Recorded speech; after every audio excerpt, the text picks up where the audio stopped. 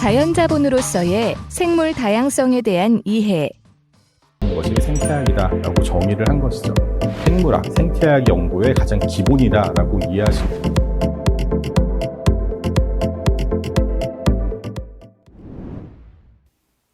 안녕하세요. 저는 한국환경연구원의 이후승이라고 합니다. 혹시 생태학 혹은 생물 다양성이라는 이야기를 들어보신 적이 있으신가요? 아마 중학교 때 생물 다양성이라는 거를 처음 접하게 되는데, 생물 다양성이라고 하는 거는 우리가 생물이 얼마만큼 다양한가라고 하는 것으로 쉽게 설명되어질 수 있습니다. 근데 이렇게 쉬운 생물 다양성이라는 단어가 기후변화라든가 어떤 질병과 만나게 되면은 되게 좀 복잡한 의미로 다가오게 될 수도 있고, 경우에 따라서는 이게 도대체 어떤 연관성이 있을까 하는 질문도 많이 받게 됩니다. 그러니까 쉽게 접할 수 있는 생물 다양성이라고 하는 것을 이해하기 위해서는 그보다 먼저 생태학이 어떤 것인가를 이해하고 접근하는 게 되게 필요하다 할 수 있습니다. 생태학은 생물학의 한 분야입니다. 여러 가지 유전학이라든가 여러 가지 학문들에 비해서는 나름 좀 젊은 학문에 속하게 되는데, 생태학이라고 하는 분야는 정말로 최근에 들어서는 다양한 분야에서 활용이 됩니다. 생태학에 대한 정의를 조금 설명을 드린다면은 최초로 독일의 생태학자인 어니스트 헤겔이 정의를 했는데요. 생태학이라고 하는 것은 어떤 자연의 질서와 조직에 관한 것을 이해하는 학문이다라고 설명을 했습니다. 조금 추상적이라고 할 수 있습니다. 질서도 이해해야 되고요. 어떤 조직이라는 것도 알아야 되는 약간 물리학적인 접근이자 아니면 철학적인 내용이 담겨져 있는데, 이러한 어떤 규칙과 흐름을 이해하는 것이 생태학이다라고 처음으로 정의를 내려줬습니다.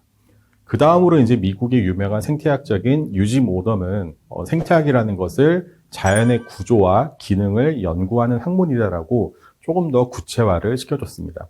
즉 어떤 구조, 어떻게 자연의 안에가 구성이 되어 있는지, 그리고 그 구성원들이 어떠한 기능에 의해서 움직이는지, 이것을 다루는 것이 생태학이다라고 정의를 한 것이죠.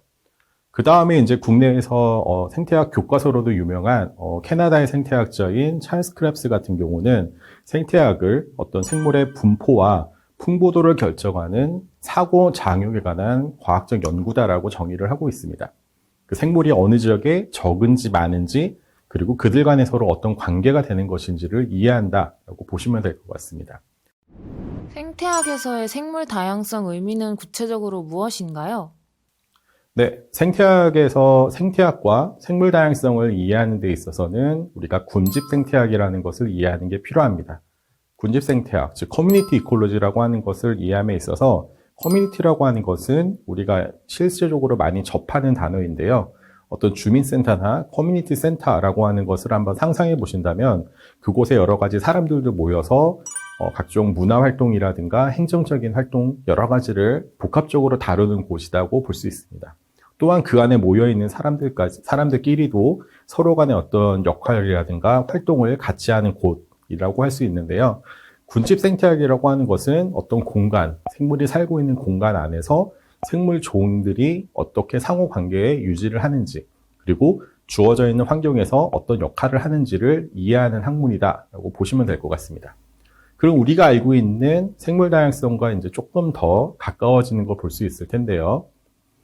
군집 생태학에서 설명하는 생물 다양성이라고 하는 거는 결국은 어떤 넓은 의미에서는 어떤 생물학, 생태학 연구의 가장 기본이다라고 이해하시면 좋을 것 같습니다. 즉, 생물 다양성이라고 하는 것을 이해함으로써, 즉 어떤 생물이 분포하고 어느 곳에 살고 있고, 그 생물들이 주어진 환경에서 어떻게 반응하고 어떻게 움직이는가를 이해하는 것이다라고 보면 되는데요. 가장 쉽게 생각해 볼 수 있는 것이 기후변화가 생물 다양성에 어떤 영향을 주는가라고 하는 질문은 결국은 기후변화 때문에 생물이 어느 지역에 분포를 하고 어느 지역으로 확산할 것인가를 이해하는 것과 같다라고 보시면 될 것 같습니다. 이렇기 때문에 아까 말씀드렸던 것처럼 군집 생태학, 즉 생물 다양성이라고 하는 것은 생태학의 가장 기본적이다, 근간이 된다라는 것을 이해하시면 될 것 같습니다.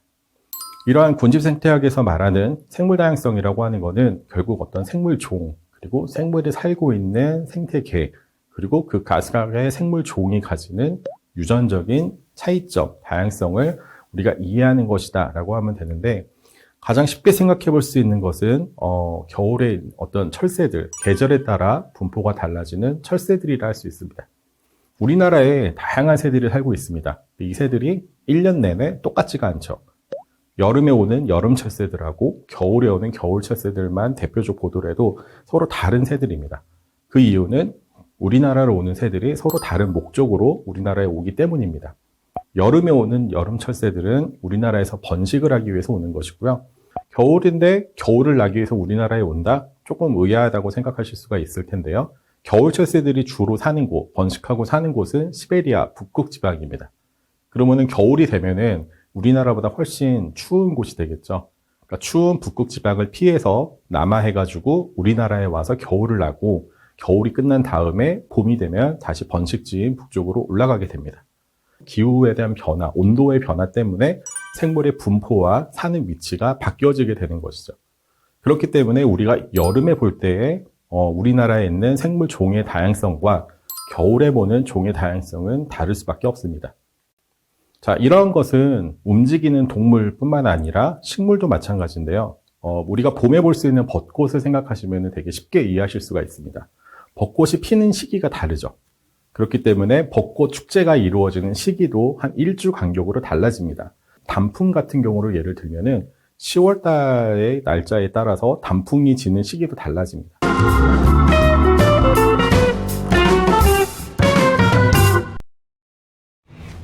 네, 자연 자본으로 생물 다양성을 말씀해 주셨는데요. 그럼 이거를 객관적인 수치, 즉 금액으로 환산하면 어느 정도가 될까요? 자연 자본으로서의 생물 다양성을 경제로 환산할 수가 있습니다. 근데 이 환산함에 있어서 생물 종에 따라서도 다를 수도 있고요. 그 나무만 하더라도 나무 종류에 따라서 그 값은 상당히 다양해질 수가 있습니다. 그래서 되게 좋은 질문을 해주셨는데, 그거를 정확하게 수치가 얼마다라고는 이야기는 어렵지만, 그렇게 가치로 환산을 해서 우리가 어디를 개발을 하거나 보호를 할 때 얼마만큼의 혜택을 받는가 하는 거를 우리가 설명을 할 수가 있습니다.